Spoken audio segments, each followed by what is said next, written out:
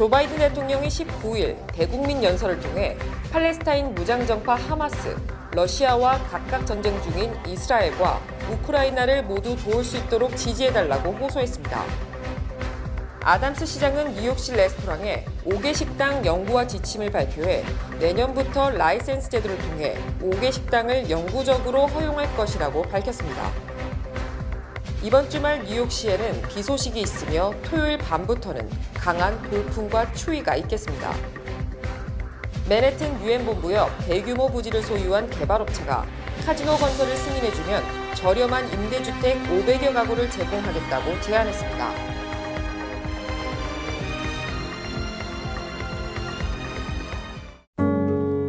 아름다운 제품에서부터 아름다운 사회를 만들기까지 키스는 뉴욕에서 시작하여 현재는 전 세계 12,000명의 직원들과 함께 끊임없이 도전하는 기업입니다.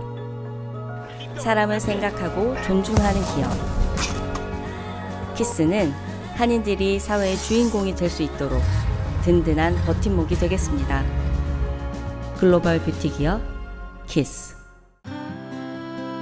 당신을 위해 더 든든해졌습니다. 당신을 위해 더 넓어졌습니다.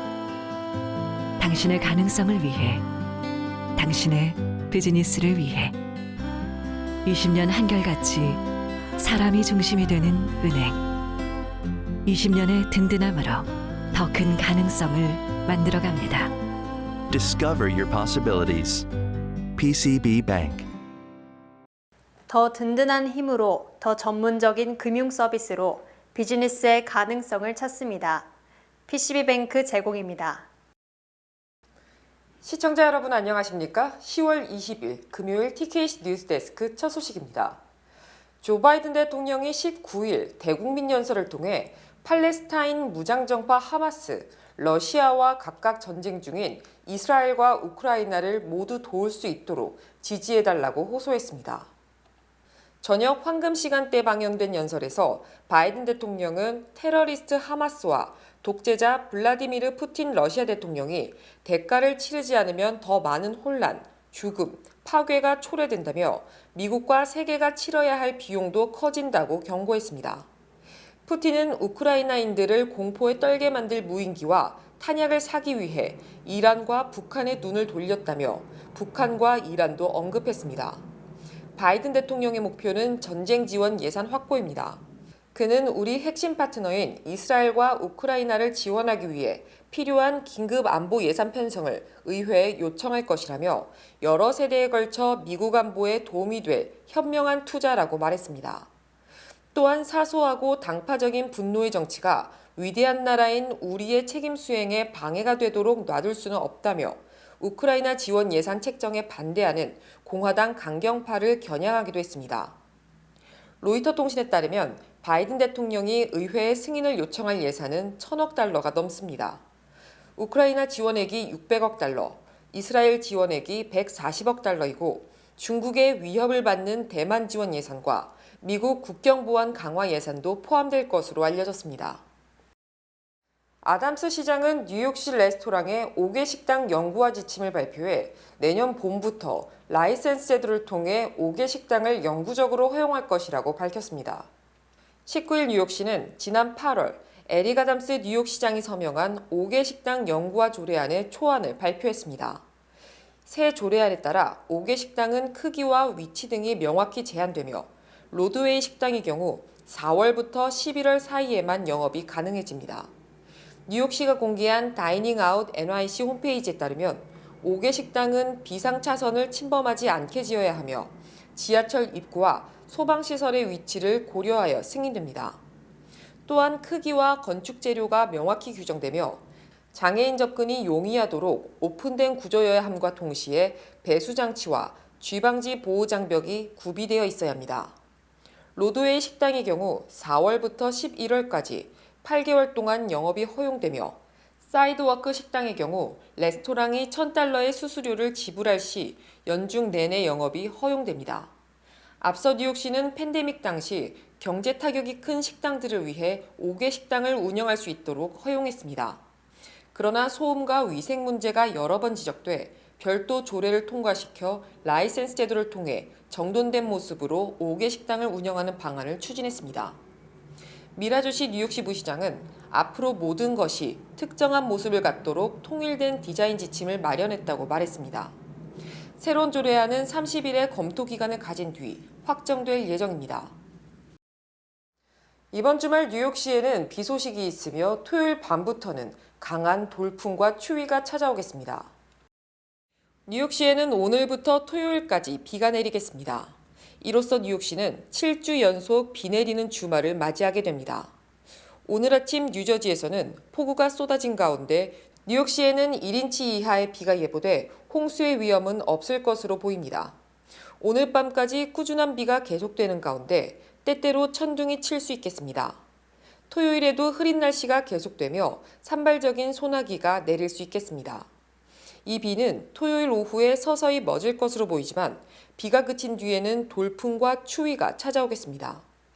토요일 낮 최고 기온은 64도, 최저 기온은 52도로 밤 기온이 금요일보다 소폭 하락하겠습니다. 일요일에는 비가 그칠 것으로 보이며 낮 최고 기온 56도, 최저 기온은 46도까지 내려가 다소 쌀쌀한 날씨가 예상됩니다. 맨해튼 유엔본부 옆 대규모 부지를 소유한 개발업체가 카지노 건설을 승인해주면 저렴한 임대주택 500여 가구를 제공하겠다고 제안했습니다. 19일 뉴욕타임스에 따르면 부동산 개발업체 솔로비에프그룹은 맨해튼 미드타운에 소유한 부지에 대규모 주거 공간을 비롯해 호텔, 박물관 등이 함께 있는 복합시설을 건설하는 프리덤 프라자 건립 계획을 뉴욕시에 새로 제안했습니다. 해당 용지는 이스트강과 인접해 있고 유엔본부 남단에 있어 맨해튼의 노른자 위치에 있음에도 오랜 기간 미개발지로 남아 있었습니다. 새 개발 계획은 이 부지에 주택 1,325가구 규모의 고층 주거용 건물 2개 동을 비롯해 객실 1,200개 규모의 호텔, 상업시설, 민주주의를 주제로 한 박물관, 대규모 녹지 공간 등을 건립하는 내용이 담겼습니다. 솔로비에프그룹은 나아가 신규 주택 공급분의 약 40%인 513가구를 임대료 상한 제한을 받는 저렴한 임대주택으로 제공하겠다는 솔깃한 제안을 내놨습니다. 문제는 솔로비에프그룹이 이 프로젝트 추진의 핵심 전제 조건으로 시설 지하에 카지노 건설을 허가해달라고 시에 요청했다는 점입니다. 개발자는 카지노 면허 승인 없이는 저렴한 임대주택도 없다고 못 박았습니다. 이 지역의 개발 인허가를 관할하는 맨해튼 6지구 커뮤니티 보드는 지난해까지 카지노 건립이 포함된 모든 개발 계획을 거부해왔습니다. 그러나 최근 신규 계획 발표 이후 일부 위원 사이에 변화 조짐이 감지되고 있다고 뉴욕타임스는 전했습니다. KB하나은행 USA가 미 전역에서 한인 인구가 세 번째로 많은 텍사스주 달라스의 신규 대출 사무소를 개설했습니다. KB하나은행 USA는 올해 플로리다와 조지아주 LPO에 이어 올해 세 번째 신규 대출 사무소로 텍사스 LPO를 열었습니다. 신규 대출 사무소는 텍사스주 내의 지역 커뮤니티와 한인 비즈니스를 대상으로 SBA 대출 및 멀티패밀리, 웨어하우스, 주상복합 등의 상업용 부동산 대출 서비스를 중점적으로 제공할 예정입니다. 하나은행은 고객 맞춤형 금융상품 컨설팅 및 미국 진출을 위한 토탈 금융 솔루션 등을 통해 지역사회 내 대출 영업 활성화를 적극적으로 지원할 계획이라고 밝혔습니다. 황창엽 행장은 텍사스 LPO를 통해 한인 비즈니스 고객들이 신뢰하는 금융 파트너로 함께 성장하며 지역 경제 발전에 기여하기를 기대한다고 말했습니다. 하나은행은 올해 서부 캘리포니아주 LA에 네 번째 대출 사무소를 개설할 예정입니다. 샌드라 왕 시의원은 2024년도 회계연도 예산에서 450만 달러가 넘는 금액을 20선거구 공립학교를 위해 확보했습니다. 샌드라 황은 PS162와 자신의 모교인 PS22를 방문하여 학교의 기술 업그레이드를 위해 각각 15만 8천 달러와 35만 달러의 자금 지원을 발표했습니다. 또한 PS214를 방문, 학교 강당과 운동장 개조에 쓰일 50만 달러의 자금 지원을 발표했습니다. 또 체육관 개조와 기술 업그레이드를 위해 PS244에 42만 5천 달러의 자금 지원을 발표했습니다. 또 JHS 189 중학교에 학교 시설 개선을 위한 교육 펀드 70만 5천 달러를 전달했습니다. 샌드라 황은 우리 지역 사회와 뉴욕시의 미래를 위해 우리 아이들의 교육에 투자하는 것보다 더 좋은 투자 방법은 없다고 생각한다고 말했습니다. 황 의원은 첫 임기 동안 20선거구 학교에 950만 달러 이상을 전달했습니다. 뉴욕시가 심각한 주거난에 시달리고 있는 가운데 약 10만 채의 아파트가 여러 유닛을 하나의 주택으로 통합하는 방식으로 소멸된 것으로 밝혀졌습니다. 박채은 기자가 보도합니다. 뉴욕타임즈에 따르면 여러 유닛이 있는 아파트 건물을 단독 주택으로 전환하는 방식의 건축 형태 전환으로 뉴욕시는 1950년 이후 약 10만 채 이상의 아파트를 잃은 것으로 분석됐습니다.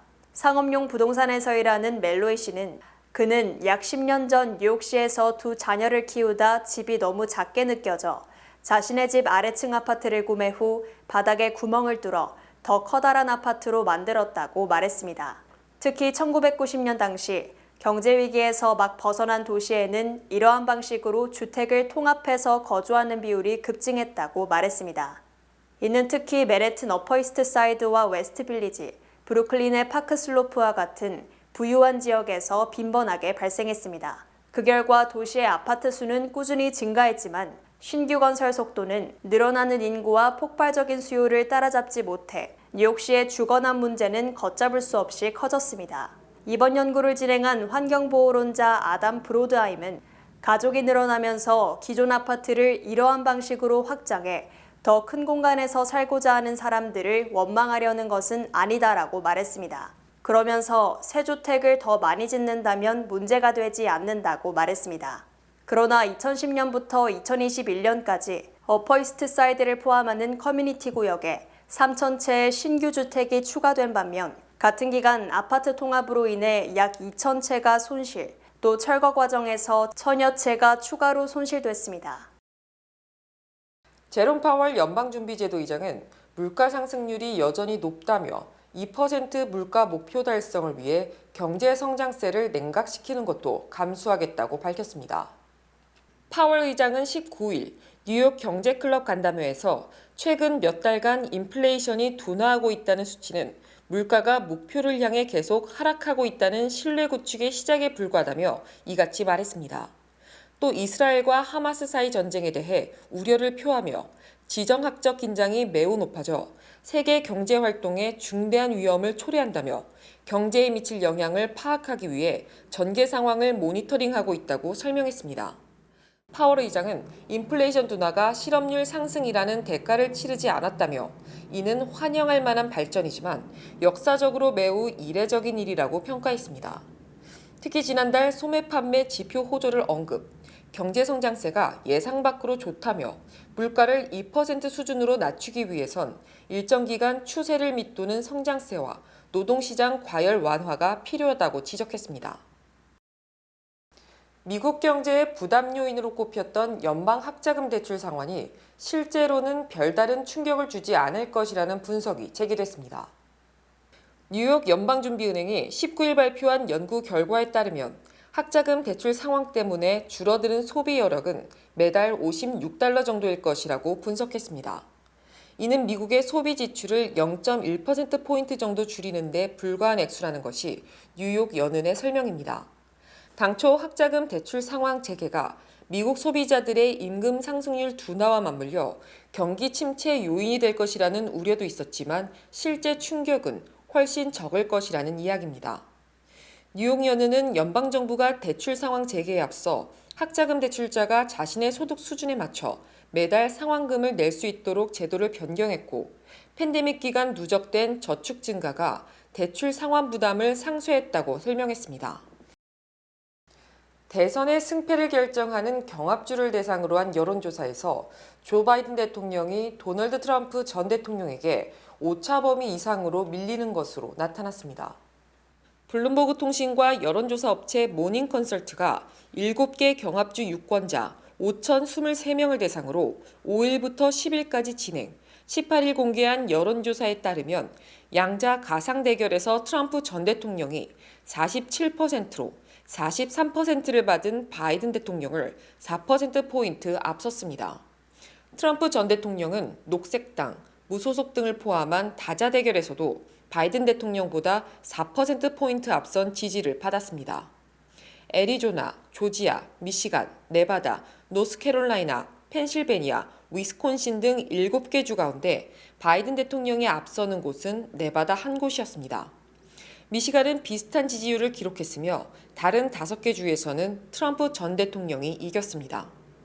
바이든 대통령의 이런 지지율 열세는 바이드노믹스에 대한 유권자들의 신뢰 부족 때문이라고 블룸버그는 분석했습니다. 바이든표 경제정책에 대한 지지 35%는 트럼프 전 대통령의 경제정책에 대한 신뢰 49%에 크게 못 미쳤습니다. 한편 바이든 대통령의 전반적인 직무 수행에 대한 지지율이 37%를 기록하면서 재임 이후 대통령에 대한 지지율이 최저치에 근접하는 수준으로 떨어졌습니다. 대형항공사 유나이티드 항공이 이용객 급증 시기를 앞두고 탑승 시간 단축을 위해 창가 좌석 우선 탑승제를 시행할 계획입니다. 유나이티드 항공은 오는 26일부터 국내선과 일부 국제선에 이코노미 클래스 탑승에 소위 윌마 방식으로 불리는 창가 좌석 우선 탑승제를 시행할 계획이라고 밝혔습니다.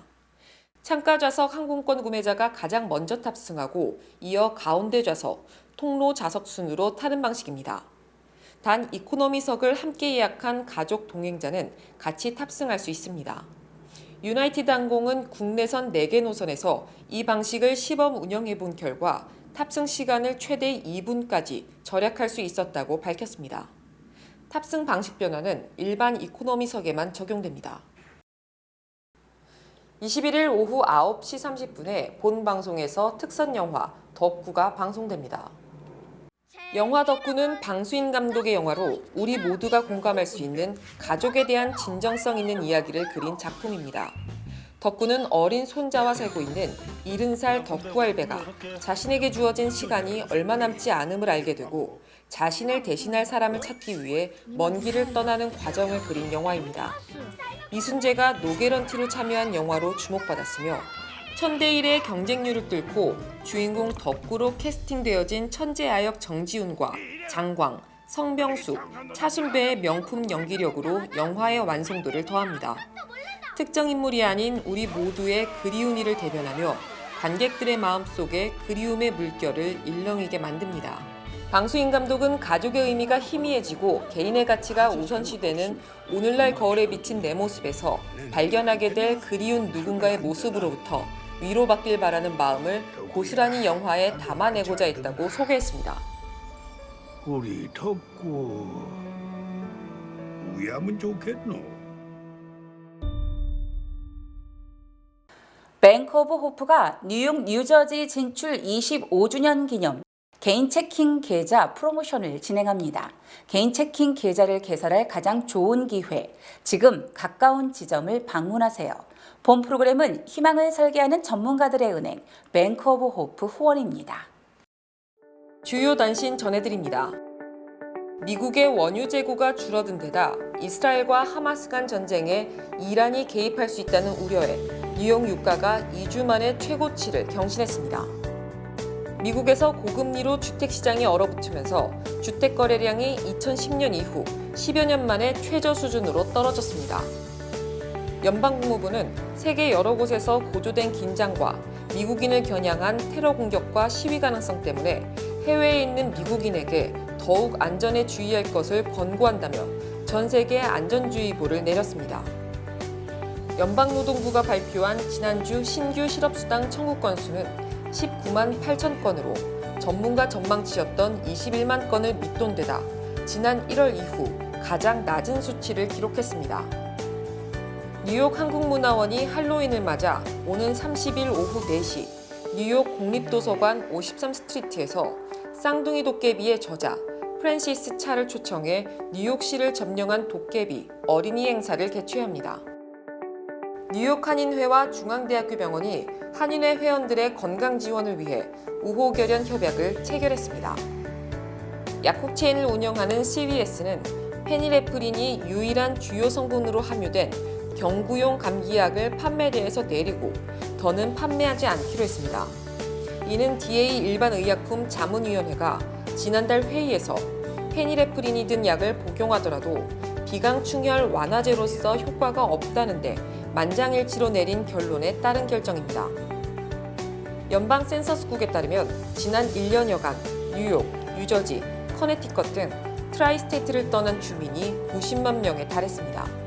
세계주 가운데 타주 전출 비율이 가장 높은 지역은 뉴저지였습니다.